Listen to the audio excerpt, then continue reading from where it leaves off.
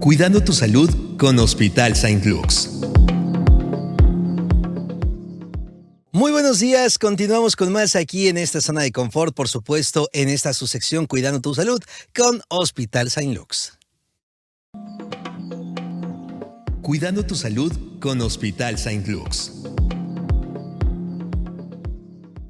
Y en este martes arrancamos e iniciamos con esta su sección favorita, pues sobre un tema muy interesante y con un invitado que miren, el día de hoy me complace mucho presentarles nuevamente a el doctor Antonio Flores Morgado. Él es médico especialista en cardiología clínica e intervencionista, por supuesto, de Hospital Saint Luke's. Doctor, ¿cómo está? Un gusto saludarlo nuevamente. Muy bien, gracias, igualmente. Por aquí estamos. Mire, en esta mañana, recuerde que usted puede mandar por ahí sus mensajes, puede estar bien conectado con nosotros a través de las redes sociales, a través de las líneas del WhatsApp, por si tienen alguna duda acerca del tema que vamos a estar platicando en esta mañana, por supuesto nos puede escribir por ahí. El doctor Antonio Flores Morgado, bueno, pues el día de hoy vamos a estar platicando justamente acerca de un tema muy interesante que es el código infarto, doctor.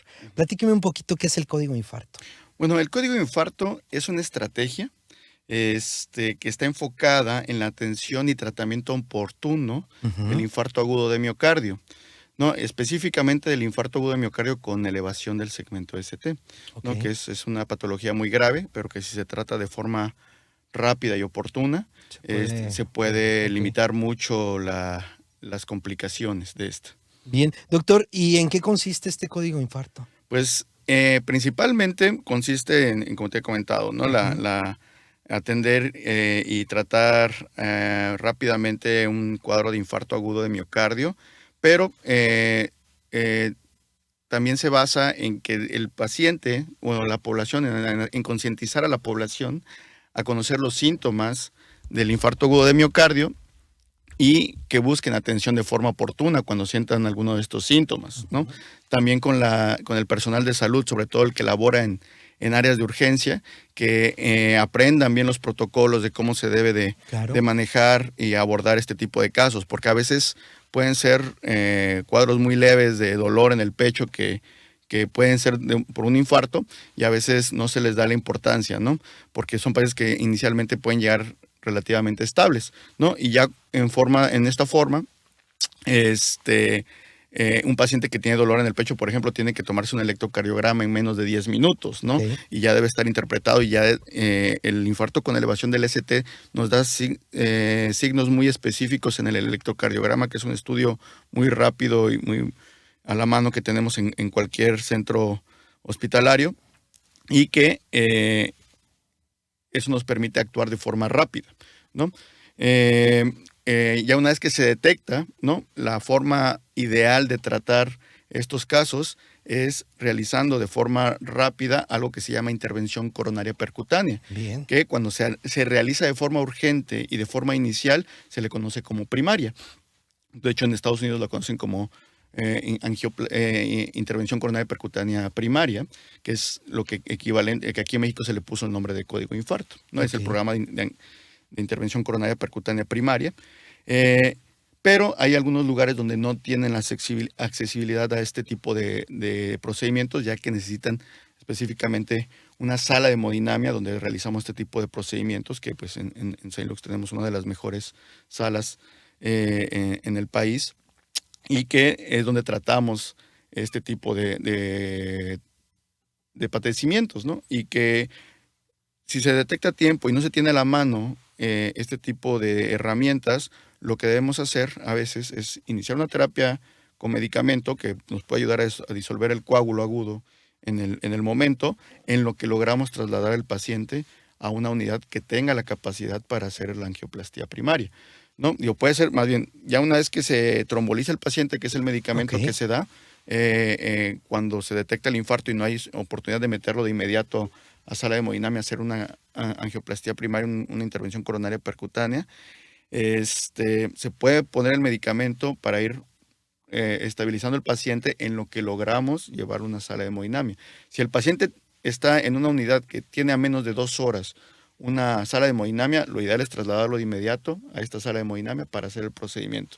Si tarda más de 2 horas el paciente en poder ser trasladado a una unidad con la capacidad de hacerlo, hay que poner el medicamento Y a veces funciona, ese es el problema del medicamento, que de todas formas tiene que irse a una sala de hemodinamia porque a veces puede funcionar y a veces puede no funcionar. Y aunque funcione, también el paciente se beneficia de inmediatamente después de que se realiza la terapia de reperfusión farmacológica que le llamamos cuando se realiza la trombolisis, hacer una terapia farmacoinvasiva. Aquí ya cambian los términos un poquito, pero al final de cuentas es lo mismo, ¿no? Una angioplastía de rescate en caso de que falle la trombolisis o una angioplastía con estrategia farmacoinvasiva, que quiere decir que lo trombolizas y después lo llevas a cateterismo para terminar de abrir la arteria. Doctor, y justamente, ¿qué es un infarto agudo de miocardio? ¿Van de la mano?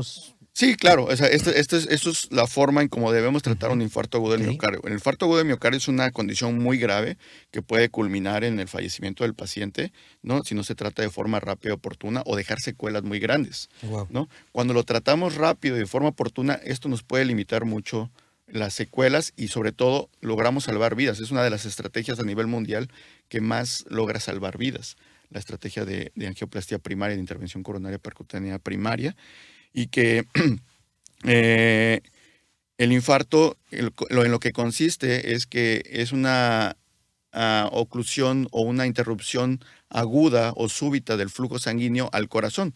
Entonces, el corazón está lleno de sangre, pero aparte se nutre por unas arterias específicas que son las que los nutren. No se nutre de la sangre que tiene dentro del corazón, sino que se nutre de unas arterias que se llaman arterias coronarias, que son las que llevan la sangre al músculo cardíaco y que se encargan de nutrirlos. Entonces, cuando hay una obstrucción en estas arterias que se da de forma súbita, porque puede haber una placa antigua de grasa que no está dando problemas o mínimos problemas, pero por alguna situación de estrés, alguna enfermedad, un estado procoagulante, se rompe esta placa, forma un coágulo y eso hace que se termine de ocluir la arteria. Entonces, se tapa por completo el flujo y empieza a sufrir el músculo cardíaco y se empieza a lesionar.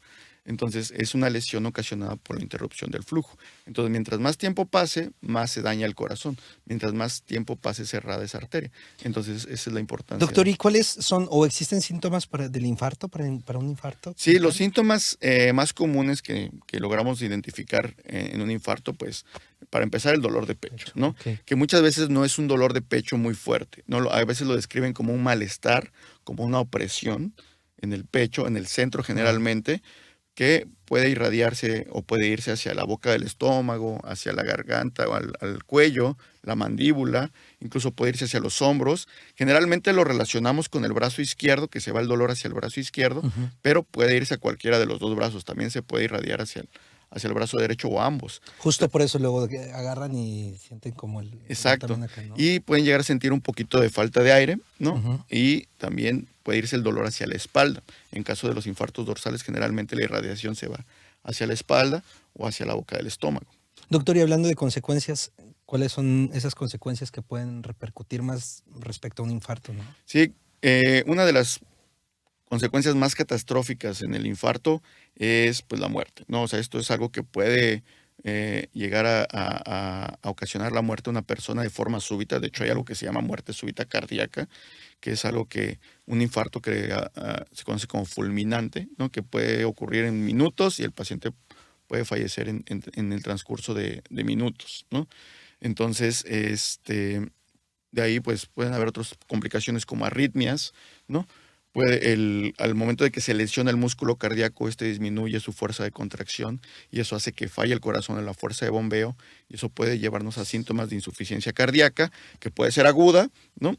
Que puede llevar al cuadro muy grave como lo es el choque cardiogénico o incluso a dejar síntomas a largo plazo, ¿no? Si no se trata, si no se logra abrir la arteria y no se rescata el músculo cardíaco que está sufriendo, el paciente puede quedar limitado de por vida. Doctor, a mí me gustaría saber esto un poco, y obviamente pues, muy interesante en respecto al tema. ¿Qué beneficios tiene la ICP, si se pronuncia ICP primaria? ¿Qué beneficios tiene también pues, para todo esto que estamos platicando? Sí, pues la ICP primaria pues consiste en que en menos de 2 horas ya tenemos que tener el paciente en sala de hemodinamia. Entonces, mientras más rápido acuda un paciente a atención médica, Si llega una unidad con capacidad para ICP, Ujú. nosotros en 30 minutos Ya. ya tenemos la capacidad de meterlo a sala de hemodinamia, ¿no? O sea, generalmente nosotros tenemos esos protocolos en Hospital Saint Luke's, que si el paciente llega con un infarto agudo de miocardio, con elevación del ST, en menos de 30 minutos tenemos la capacidad de ya tenerlo en sala de hemodinamia, ¿no? Entonces, con esto, si el paciente llega en las primeras horas, porque tenemos tiempos para poder realizar esto, ¿no? Claro. La regla es de que, bueno, si tiene menos de 12 horas de evolución de que empezó con las molestias el paciente, es lo ideal para tratarlo, pero hay pacientes que podemos llegarlos a tratar hasta 48 horas después, obviamente con disminución de los beneficios, pero aún así se benefician de esta estrategia hasta las 48 horas. Obviamente lo ideal es realizarlo en las primeras 2, 4 horas de iniciados los síntomas y nosotros tenemos metas de tratamiento, ¿no? En cuanto llega el paciente, lo llamamos primer contacto. Del primer contacto del paciente a que lo tenemos en sala de hemodinamia o que ya tenemos cruzada la guía con la que trabajamos en la arteria, deben de pasar menos de 90 minutos, Ok. ¿no? Entonces, cuando esto se logra, cuando nosotros logramos revascularizar a un paciente en ese tiempo, las secuelas son mínimas, se disminuye el riesgo de tener un desenlace fatal, o sea, el riesgo de mortalidad, disminuimos consecuencias a largo plazo, ¿no? Y el paciente queda con una calidad de vida muy similar a antes de tener el infarto. Obviamente tienen que cambiar algunas cosas en su estilo de vida debido a que pues esto es Claro. tiene muchos factores, generalmente los pacientes de riesgo para desarrollar este tipo de problemas, pero eh, prácticamente si se hace en tiempo, en el tiempo que está ¿Cómo es? reglamentado o lo ideal, los tiempos óptimos, el paciente puede quedar sin secuelas, ¿no? O secuelas mínimas. Doctor, y hablando justamente de la ICP, ya nos platicó como a grandes rasgos, pero ¿realmente en qué consiste? ¿Cuál es este como procedimiento? Ajá, la o ICP proceso? consiste en que, bueno, nosotros hacemos, es un cateterismo cardíaco, es Ajá. como normalmente se conoce.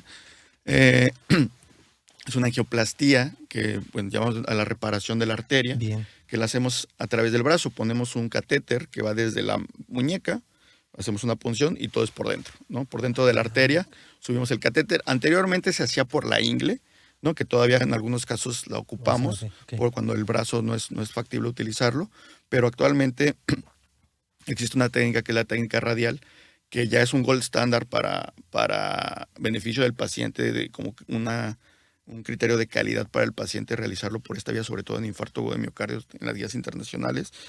Y nosotros el 90% de los casos los atendemos por vía radial, ¿no? Okay. Arriba del 90% de los casos.